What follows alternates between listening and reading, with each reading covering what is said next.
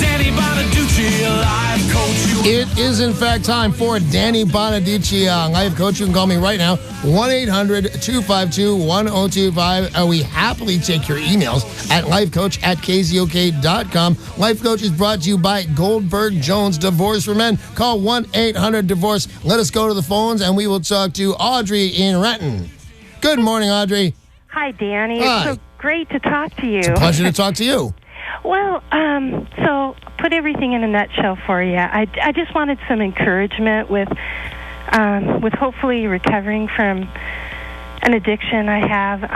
So I had a rough childhood, and I was born into a family with a lot of addiction. So I am a recovering alcoholic. I have 17 years under my belt. Jeez Louise, lady. I have 3.5, and it's killing me every day. But God bless you, Audrey. It is hard. It is hard, Danny, but I just loved hearing you talk about what you're doing and your struggles and how great you're doing. Well, I have never had this kind of time before in my whole. I don't believe I ever actually earned 6 months. I think I've accepted, which is shameful on me, the 6-month coin a couple of times, but I don't think I ever. So to have an actual year, then 2 years, then 3, and then almost 4, it's awesome. But it's no 17, so God bless you. So what can I do for you, Audrey? It would sound like you kind of got it in the bag. That one addiction. So the other addiction, I don't have the same. And I'm about your age. I'm 52, and so for the last 40 years, unfortunately, I've been struggling with an eating disorder, right? And that's a tough one for me. And I've went through decades of counseling and therapy, and I went to in-house patient hospital. The last one was 4 years ago. I went to a residential treatment center. Right. And I'd rather not say what the eating disorder is because I've heard you speak disparagingly about it. Are you a purger? And believe me, I don't like it either. I think it's disgusting as well, and I don't want to do it. But I know I'm doing it, and I'm doing it just to survive. But the thing is, just so I can make it through the day. But the thing is, now I lost my job. I mean, things have never been so bad for me before in my life. No, I'm sorry to hear that because you sound like a great girl. Well, so this is what I'm calling today is I really, really, really want to stop, and things are coming down to the end where I don't have any money, and you need money to do these addictions and stuff. So can you give me just some encouragement? And I'm hoping you can just say something because I basically know what I got to do, Danny. It's just starting it's very, very hard. Well, I was hoping just to get some help. I think that I can. If we're talking about the eating disorder, and there's only really 2 big ones, and I'm assuming we're talking about one of those. I'm not only from Hollywood. I was an actor in Hollywood. I don't want to say everybody because that's extreme, but where maybe here in the Northwest, somebody with an eating disorder is rare. In Hollywood, California, especially when I was a younger guy and in the working actor field, a girl with an eating, even guys, and we're talking about anorexia, bulimia. I'm assuming that we're talking about one of those. I don't think you're worrying about this one, but of all the 15 hardcore eating disorder people that I've known in my life, not one of them died from it. One guy's, our girl's rather, kidneys did shut down because she was, she just didn't have the weight. She was 91 pounds. But she got immediately better. All of them. And this is, I hope, for the words of wisdom that you were looking to hear. Every single, because I'm 55 now, every single one of those people I knew that were models and actors and had the eating disorder, every single one of them not only survived it, but got over it. So, you know what? You sound like an extraordinary young lady, and a bunch of those people were not extraordinary, and they all made it through, and they all got it together, and they all have kids now. So it's not insurmountable, Audrey, and I believe that you're going to do it. Thanks. Hey, I appreciate the call, and I thank you for saying that my words can help you out. Yeah, I mean, and there's tons of support groups and stuff like that don't cost money. I've told you this before, that Gretchen, my ex-wife, all the years I know, had an eating disorder, and she got over it and functioned. Yeah. Yeah. Next caller for Danny Bonaduce, life coach, Jennifer in Maple Valley. Hello, Jennifer in Maple Valley. Hello, how are you? I'm incredibly well. How are you? I'm okay. Hey, I was snooping on my 16-year-old's phone last night, which I usually don't do. Well, can I say one thing? Let's take this phone call in sections. You're spying on your 16-year-old son's phone. Can I just say, Congratulations. Some of the parents today, they think, oh, my 16, he's got his boundaries. I have to respect his space. No, you don't. And especially if you think he or she is up. Imagine they've got a drug habit you don't know. Imagine they're getting emails from a predator-type cat and you don't look. So I'm telling you, all sincerity, Jennifer, excellent job on looking out for this kid by looking through his personal stuff.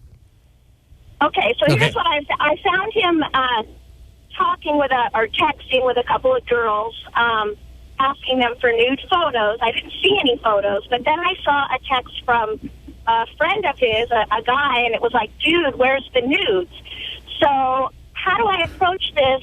And, I don't want, if he has nude photos of girls, I don't want him sharing those with his friends, because that could really mess up a you're like girl's life. You're like the perfect person. You're not flipping out that the son may or may not have nude photos, but you're looking out, because I've seen this before, you're looking out for the welfare of the girl. And that, you're exactly right. That could because if they're sharing them and it's getting all around, I think I saw this. I don't want to turn this into a downer, but this is what I saw. I saw it on 20, 40, 60 Minutes, whatever it was, had the numbers in it. And they were sending around this girl's photos that were pretty explicit, to be honest with it. And it got back to her. She was getting bullied in school. I don't remember what, but this girl killed herself. Well, the other thing is it's distribution of child pornography if she's under a certain age. Yeah, I guess technically, so absolutely. he can get into trouble technically, as well. I'm not. That's not high on my radar of things. But you're absolutely right. I didn't think about that. That would be a child porn if she's like 16. So, all right, now tell me more. What you think you should do or what you think you shouldn't do. Oh, okay. We lost her. I think she knows what to do already, and the answer is. I hate to do it, but find out who the girl is, because I don't think she's your kid's friend. I think she's somebody else's friend. You need to, as harsh as this is, you need to tell her parents that these are, if it's the extremes that you said it was, they're going around and being shared and things like that, and this girl doesn't know that, you need to tell her parents. And she also needs to talk to her kid, right? And her kid and the other, whoever will sit still for being talked to, but you do need to contact your kid and the girl's parents and do the right thing that way. Do you think she should contact the other boys who were involved in this? Maybe contact their parents. It depends on her views on, I think it's evil to distribute a teenage girl's nude photos. I don't think it's that big of a deal if her son had them. I'm not stopping the presses for that. It's a 16-year-old boy. I would never say if I was his parent or even a radio show host, I would say, lucky kid. But the fact is, who really cares? He asked for nude pictures and he got them. But when they're spreading around like that, I think you have to do what you do to put bite that in the butt. I was going to say nub. That was it, and I couldn't remember the word. Becky in Historic Kent, you're the next caller for Danny Bonaduce, life coach. Hi, Becky. Hi, Danny. Good morning. Hi, Sarah. Good morning. Becky. Danny, I have a huge problem. I've started dating a man a couple of months ago, and he had broken up with his girlfriend. My advice to him at the time, because he was trying to be nice and kind of bring her down easy, because she has a history of slashing his tires. Right a few days after he broke up with her, she did indeed slash his tires again. It's the third time. I go to his apartment and I hang out there. I spend the night there. And now our problem is that she's moved in next door. Wait, make me clear on that again. I was I'm caught up in the slash tires. What happened? Nightmare. I'm sorry. My car isn't there, and then she'll text him, "Are you alone?" And I said to him, "Don't respond." And he's like, "If I don't, then there's hell to pay." And so right now we're dealing with, should he be nice and tell her, don't text, stop texting, be nice, we'll be cordial to one another when we see each other. But it's getting bad. Last Saturday she came and knocked on the door when we were enjoying our evening.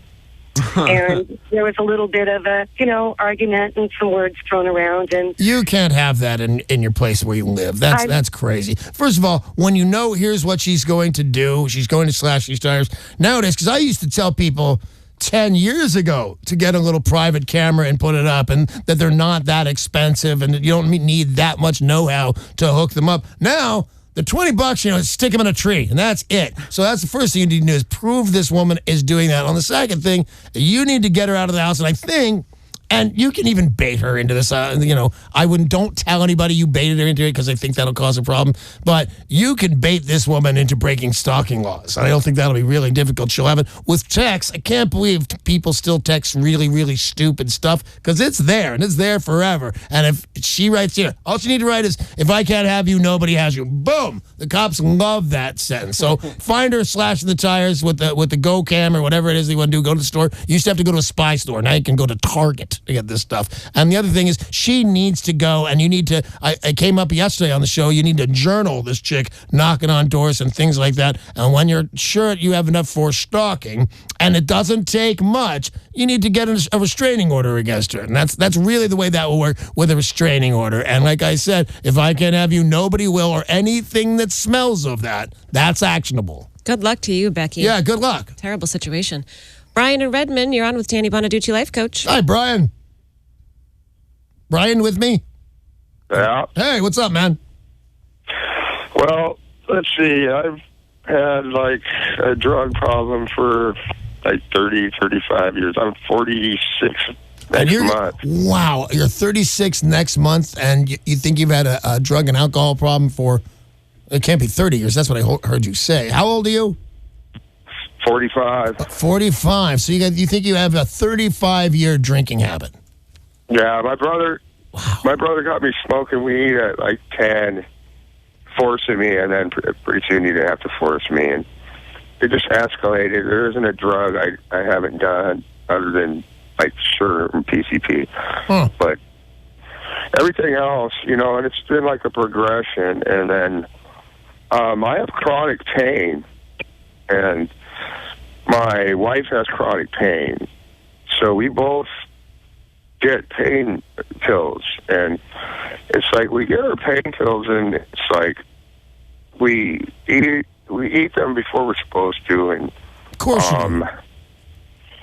yeah, we eat them all up, and then we suffer the rest of the month. And I've done AA, I've done treatment centers.